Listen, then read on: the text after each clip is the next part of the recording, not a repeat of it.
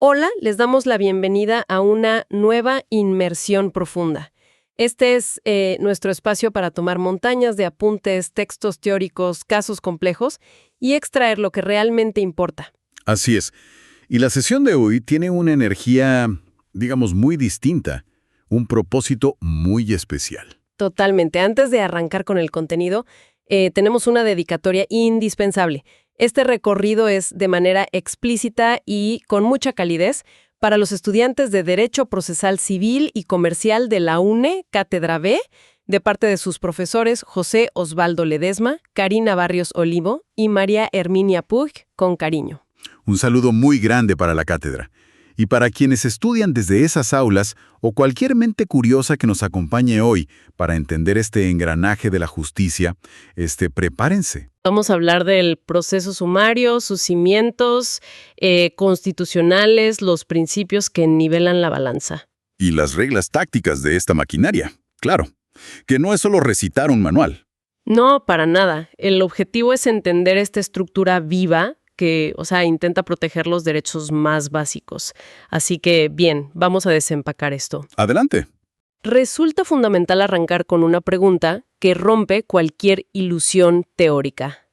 ¿Qué pasa cuando el Estado, la mismísima entidad creada para garantizar la justicia, simplemente decide ignorar la orden de un juez durante 15 años? Ujú.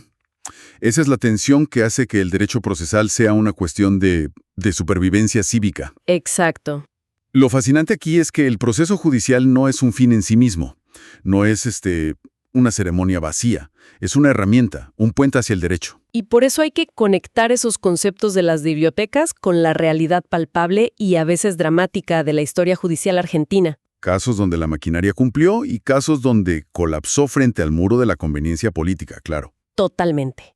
Pero para entender los golpes de la realidad, primero miremos los planos de construcción. Las fuentes hacen una distinción que parece semántica, pero es fundacional. Proceso y procedimiento. Tal cual. En la noticia se usan como sinónimos, pero los textos insisten en que son muy diferentes. Y la analogía que proponen me pareció brillante. La del viaje. Esa misma. Describen al proceso como el viaje progresivo, el trayecto que tiene una meta específica, producir en la mente del juez el conocimiento de causa para dictar una sentencia. Mientras que el procedimiento, digamos, sería el medio de transporte. Exacto, el cómo se avanza en ese viaje. Y fíjate que para profundizar en eso, el material introduce otra comparación muy buena entre ciencias naturales y culturales. Ah, la analogía del agua. Me encantó. Sí, es muy clara. Si las leyes de la física unen hidrógeno y oxígeno en la atmósfera, llueve, se hace agua. Pero no sabemos el propósito, porque la naturaleza no tiene intenciones humanas. Exacto.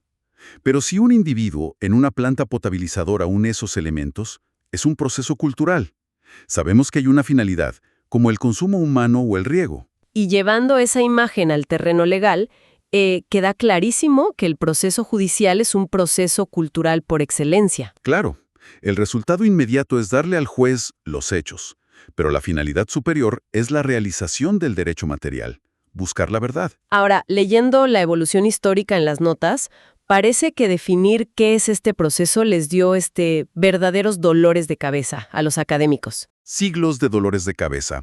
Es ver cómo intentaban forzar ideas nuevas en moldes viejos. Totalmente. O sea, en los siglos XVIII y XIX, los civilistas franceses usaron la teoría del contrato. Sostenían que el proceso era un acuerdo de voluntades entre demandante y demandado. Lo cual tiene una contradicción lógica inmensa. Un contrato requiere que ambas partes quieran firmarlo. Sí, y el que demanda quiere estar ahí, pero el demandado va bajo coacción del Estado. Claro, nadie se levanta con ganas de firmar un acuerdo para que le embarguen la cuenta bancaria. Tal cual. Ese fue el talón de Aquiles de esa teoría. Era una ficción. Luego pasaron al cuasi-contrato. Que seguía siendo un parche. Sí, hasta que llegan los alemanes e italianos, Bonviulo, Giovenda, y hablan de la relación jurídica. Sacan al proceso del derecho privado y lo instalan en el derecho público. Estableciendo que la relación es entre el ciudadano y el Estado que administra justicia.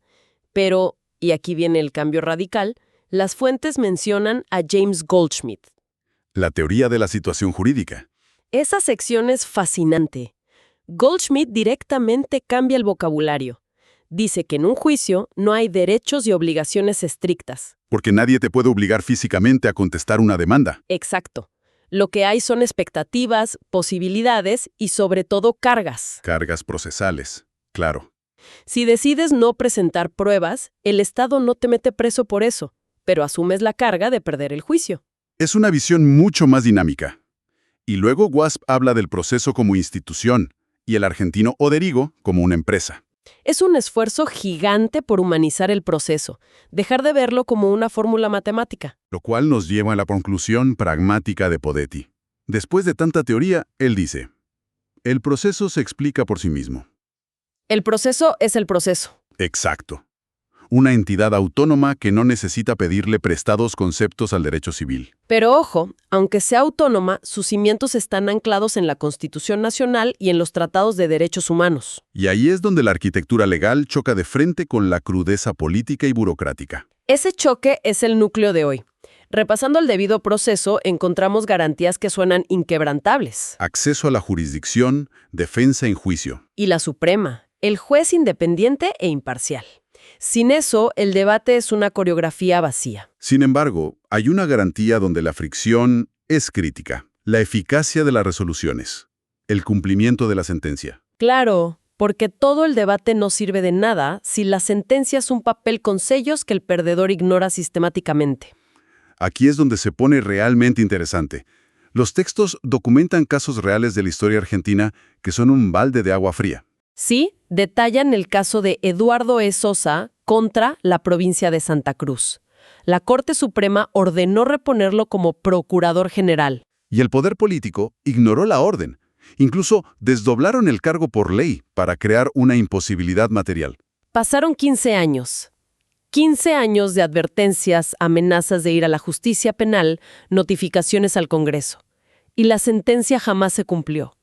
Ese desacato ilustra la vulnerabilidad del sistema, y el material profundiza más con el drama histórico de los jubilados frente al ANSES. Sí. Exponen historias dolorosísimas. El caso de Aaron Schwartzman, un médico que peleó por el reajuste de su jubilación. Ganó el juicio, cumplió todo, pero la burocracia demoró tanto con recursos y dilaciones que recién cobró a los 104 años de edad. 3 meses antes de fallecer. Leer esos plazos impacta. Y también está Osvaldo Castañino, que a los 80 años, tras ganar un juicio ordinario, tuvo que iniciar un amparo. Un juicio nuevo urgente solo para obligar al Estado a cumplir la sentencia del juicio anterior. Es increíble. Si conectamos esto con el panorama general, las implicancias internacionales son contundentes.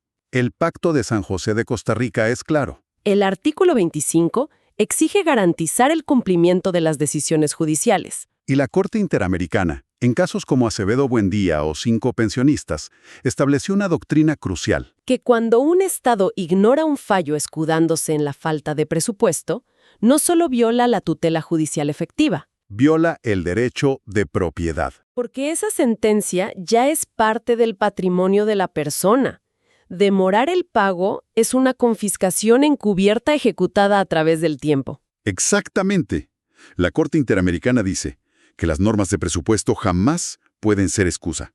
Y cuando esto pasa, el Estado muta en un Estado desertor. Convierte la protección de los derechos en un espejismo. Destruye el Estado de Derecho, que debería ser racional y sujeto al control judicial. Con todo esto en juego y con tanta asimetría entre un ciudadano y el Estado, las reglas del juicio deben ser precisas. Los principios procesales, las leyes de la física que nivelan la balanza. Hay uno en particular que desafía el sentido común, el principio de igualdad. Siempre pensamos en la igualdad ante la ley. Pero los textos sugieren algo contraintuitivo. Tratar con reglas iguales a partes que en la vida real son profundamente desiguales no genera justicia. Acentúa la desigualdad. Claro, como decía Capelletti, si le das los mismos plazos y costos a alguien inmensamente rico y a alguien en pobreza extrema, el proceso es un arma de desgaste a favor del más fuerte. Por eso el derecho moderno adopta la igualdad por compensación. Y Eduardo Couture tiene esa máxima brillante. La desigualdad se cura solamente con otra desigualdad. Es una frase muy poderosa. Y el material da el ejemplo de los juicios de alimentos para entenderlo en la práctica. Sí, hay una simetría urgente entre quien necesita comer hoy y quien tiene los recursos. Si el proceso fuera ciegamente idéntico, el demandado podría usar el tiempo a su favor, apelando y dilatando, sabiendo que el otro tiene hambre. Para neutralizar eso, el sistema crea una desigualdad deliberada. Un trámite sumarísimo, acorta plazos de defensa, limita pruebas para el demandado. Y le da prerrogativas a quien reclama alimentos. Es la única forma de nivelar un terreno que ya venía inclinado. Otro principio clave es la economía procesal. Y las fuentes aclaran que no es solo financiero. Dicen que el proceso debe ser oneroso, pero no costoso. Claro, el Estado gasta en tribunales, pero el ciudadano no puede ver la justicia como un lujo prohibitivo. Por eso existe el beneficio de litigar sin gastos. Y también abarca el tiempo. Evitar diligencias inútiles. Lo cual nos lleva al principio de moralidad procesal, para evitar maniobras desleales. El material distingue entre temeridad y malicia. Que es una distinción vital. La temeridad está en el origen. Es cuando presentas o contestas una demanda sabiendo perfectamente que no tienes razón. Abusas de la estructura del Estado desde el inicio. Y la malicia, en cambio, se da durante el desarrollo del proceso. Es la ejecución sistemática de actos para obstaculizar el juicio, lo que solemos llamar chicanas. Ambas inconductas son repudiadas, y los jueces pueden imponer sanciones severas. Ahora, para que estos principios funcionen, hay sistemas específicos. El gran debate histórico entre oralidad y escritura. Expedientes de miles de hojas versus una sala de audiencias en tiempo real. Un proceso desesperadamente escrito genera una distancia alarmante. El juez a veces dicta sentencia años después leyendo un papel frío. Un acta que dice, interrogado por el tribunal, responde. Y en la realidad sabemos que a veces delegaron esa interrogación en personal administrativo. Por eso el impulso moderno es hacia la oralidad. Buscando rescatar el poder de la inmediación. Ese es el beneficio más grande. La inmediación obliga a que el juez vea al testigo, escuche los silencios, note contradicciones en vivo. Sin intermediarios de papel. Y además de la precisión, la oralidad aporta control social. Las fuentes citan a Alberdi. Una cita histórica excelente. Hace más de un siglo dijo, la publicidad es la garantía de las garantías. El pueblo debe ser testigo de cómo los tribunales desempeñan su mandato. Debe constarle ocularmente si la justicia es una palabra o una verdad de hecho. El escrutinio público desinfecta maniobras oscuras. Tal cual. Y esta transparencia se complementa con las máximas procesales, las reglas técnicas. La ingeniería jurídica. Mencionan la de impulsión, pero la que me llama mucho la atención es la máxima de preclusión. Funciona como un mecanismo de seguridad para no retroceder. La analogía del cangrejo. El proceso no camina hacia atrás. Si tienes un plazo perentorio para apelar y no lo haces, pierdes la facultad definitivamente. Precluye. Es drástico, pero necesario para que el juicio no sea un bucle infinito. Y otra regla muy particular es la de adquisición probatoria. Sí, el desapego sobre la evidencia. Una vez que una prueba ingresa al expediente, deja de ser tuya y pasa a ser propiedad del proceso. El ejemplo clásico es brutal. Llevas a un testigo clave convencido de que te favorece, pero en el contrainterrogatorio revela algo que destruye tu propia coartada. No puedes decirle al juez que retiras la declaración porque tú lo propusiste. Exacto. El testimonio ya se produjo y el juez tiene que valorarlo para buscar la verdad objetiva, aunque termine siendo tu propia condena. Esa es la independencia de la prueba. Y junto a eso está la máxima de saneamiento. El deber del juez de purificar el proceso desde el inicio. Si hay un error formal, como una firma que falta, debe ordenar que se subsane de inmediato. Para evitar la tragedia de litigar años y descubrir al final que un error de origen anula todo y te manda a la casilla de inicio. Sería terrible. Entonces, ¿qué significa todo esto?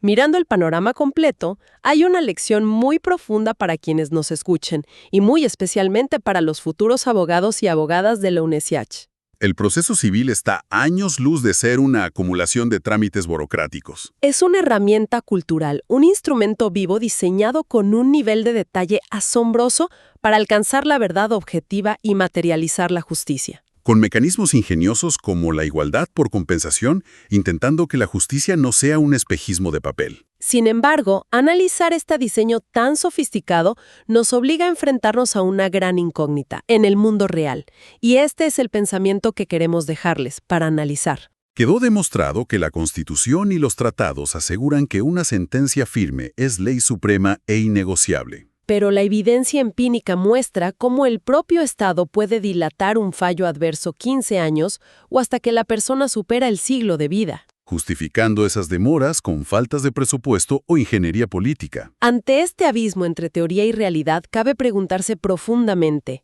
¿es verdaderamente la seguridad jurídica un derecho inalienable y garantizado? O, en última instancia, sigue operando como un privilegio intermitente que depende de la voluntad, recursos y simpatía de quien administra el poder de turno? Una reflexión contundente, incómoda pero necesaria. Seguramente dejará resonando debates en las aulas y en los pasillos de los tribunales.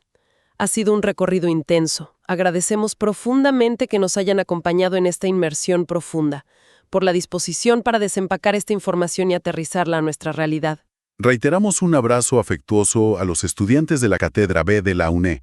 Esta sesión estuvo dedicada íntegramente a ustedes y a su cuerpo docente. Sigan cuestionando las estructuras, analizando cada caso con pensamiento crítico y buscando incansablemente esa verdad objetiva. Nos encontramos en la próxima inmersión.